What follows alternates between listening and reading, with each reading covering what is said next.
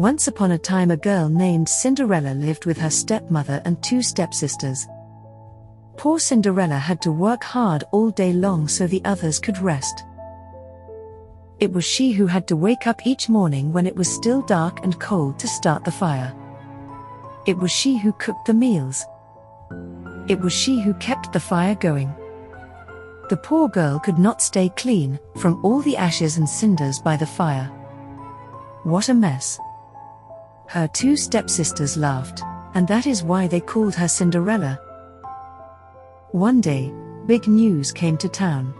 The king and queen were going to have a ball. It was time for the prince to find a bride. All of the young ladies in the land were invited to come. They were wild with joy. They would wear their most beautiful gown and fix their hair extra nice. Maybe the prince would like them.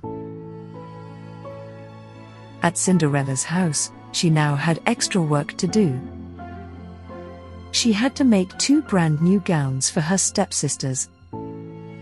"Faster," shouted one stepsister. "You call that a dress?" "Oh, dear," said Cinderella. "When can I?"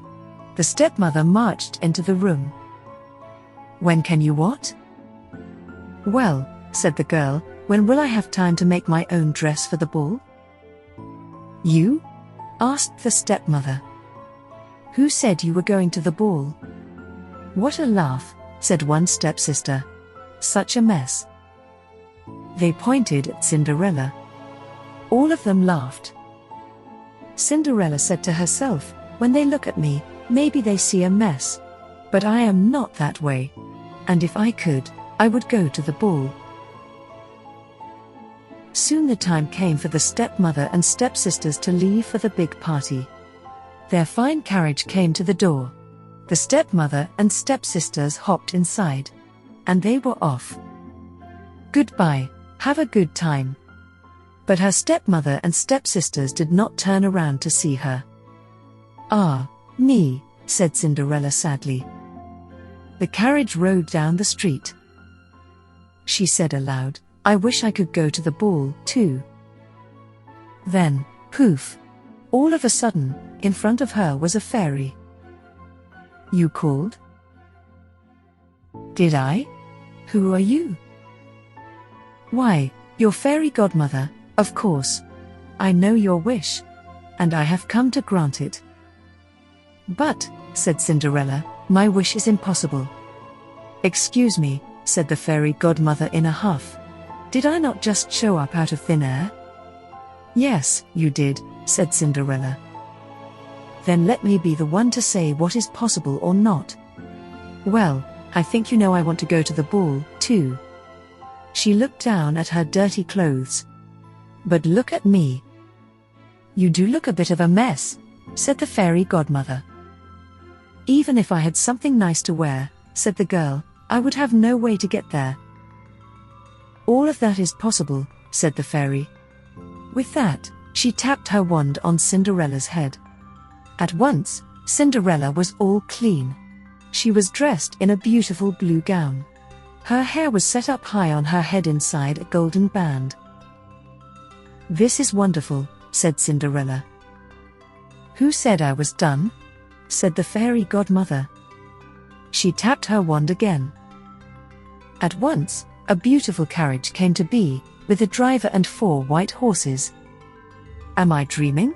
said Cinderella, looking around her. "It is as real can be," said the fairy godmother. "But there is one thing you must know." "What is that?" "All of this lasts only to midnight. Tonight, at the stroke of midnight, it will all be over. Everything will go back to how it was before." "Then I must be sure to leave the ball before midnight," said Cinderella. "Good idea," said the fairy godmother. She stepped back. "My work is done."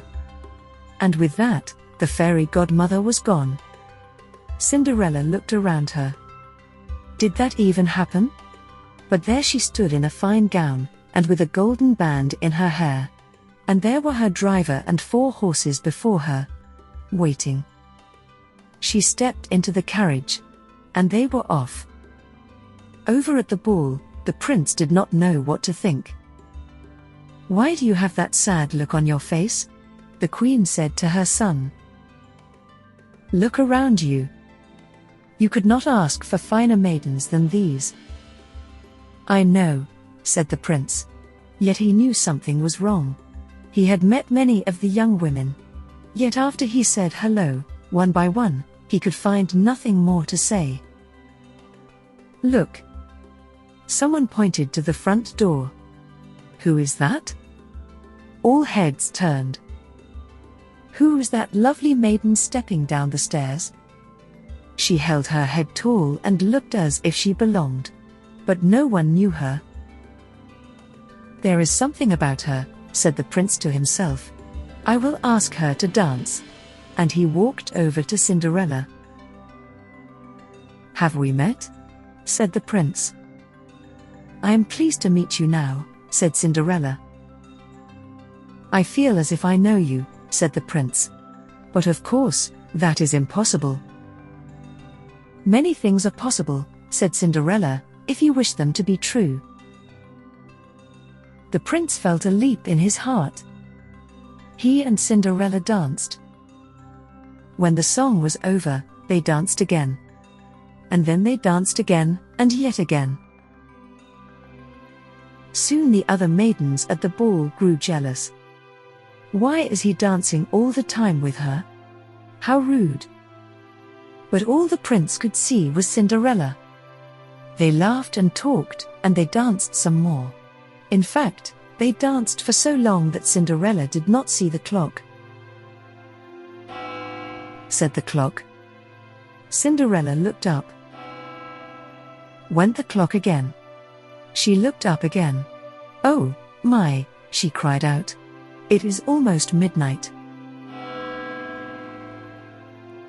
"Why does that matter?" said the prince. Called the clock. "I must go," said Cinderella. Went the clock. "But we just met," said the prince. "Why leave now?" Rung the clock. "I must go," said Cinderella. She ran to the steps. Said the clock. "I cannot hear you," said the prince. "The clock is too loud." Rung the clock.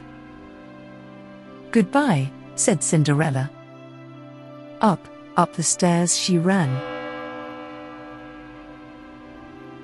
"Please, stop for a moment," said the prince. "Oh, dear," she said as one glass slipper fell off her foot on the stair. But Cinderella kept running up. "Please wait a moment," said the prince. Rung the clock. "Goodbye." Cinderella turned one last time. Then she rushed out the door.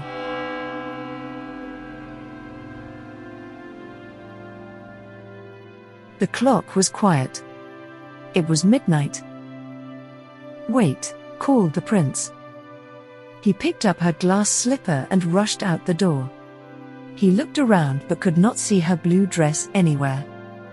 "This is all I have left from her," he said, looking down at the glass slipper. He saw that it was made in a special way, to fit a foot like none other. "Somewhere there is the other glass slipper," he said. "And when I find it, I will find her, too. Then I will ask her to be my bride." From hut to hut, from house to house, went the prince.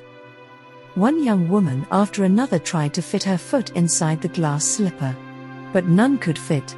And so the prince moved on. At last the prince came to Cinderella's house. "He is coming," called one stepsister as she looked out the window. "Quick," yelled the stepmother. "Get ready. One of you must be the one to fit your foot in that slipper. No matter what." The prince knocked. The stepmother flew open the door. "Come in," she said. "I have two lovely daughters for you to see." The first stepsister tried to place her foot in the glass slipper. She tried hard, but it just would not fit. Then the second stepsister tried to fit her foot inside.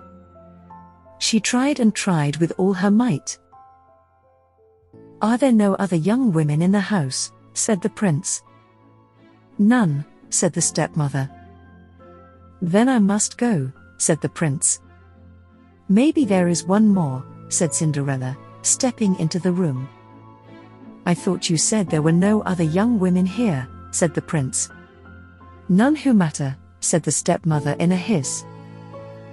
"Come here," said the prince. Cinderella stepped up to him. The prince got down on one knee and tried the glass slipper on her foot.